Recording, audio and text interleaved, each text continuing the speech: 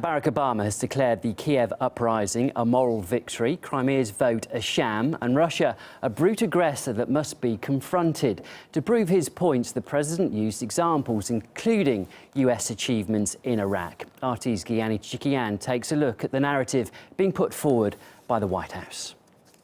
In President Obama's view, while protesters at Maidan did have a right to overthrow a democratically elected leader, each of us has the right to live as we choose. The people of Crimea did not have the right to vote on their future.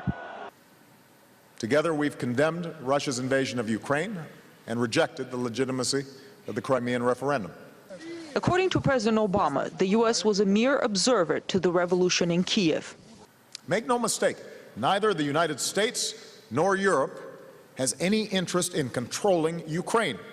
One wonders if U.S. officials got the same message when they descended on the streets of Kiev to cheer on the revolution, and when members of the Obama administration were deciding in private who should be in the Ukrainian government and who should not. I don't think Cleach should go into the government. I don't think it's necessary. I don't think it's a good idea.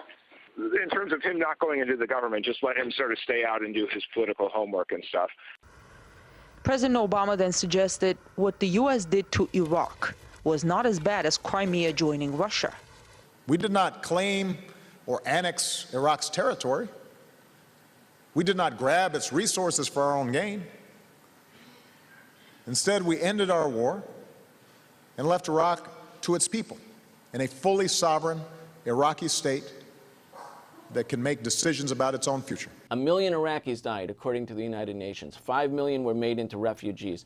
A country was ripped apart. 5,000 Americans died. Tens of thousands had life-changing injuries. Can you compare that, what happened in Iraq, to what happened in Crimea in the last 2 weeks? President Obama has failed to mention that the U.S. left an Iraq which was becoming a safe haven for al-Qaeda. Al-Qaeda was not there before the U.S. invasion. The president then brought up Kosovo and why it should not, in his opinion, serve as a precedent for Crimea. NATO only intervened after the people of Kosovo were systematically brutalized and killed for years. But he did not specify how the U.S. intervened. It bypassed the UN Security Council and bombed the former Yugoslavia for 2.5 months, killing almost 500 civilians.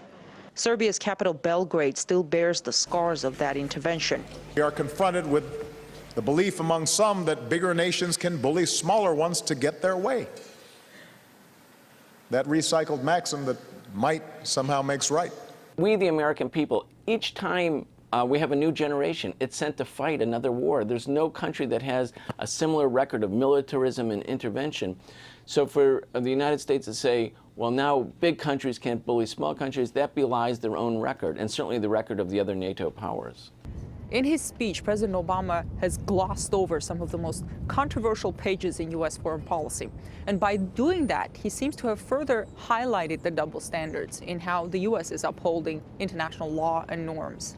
In Washington, I'm Gianni Chikian, RT.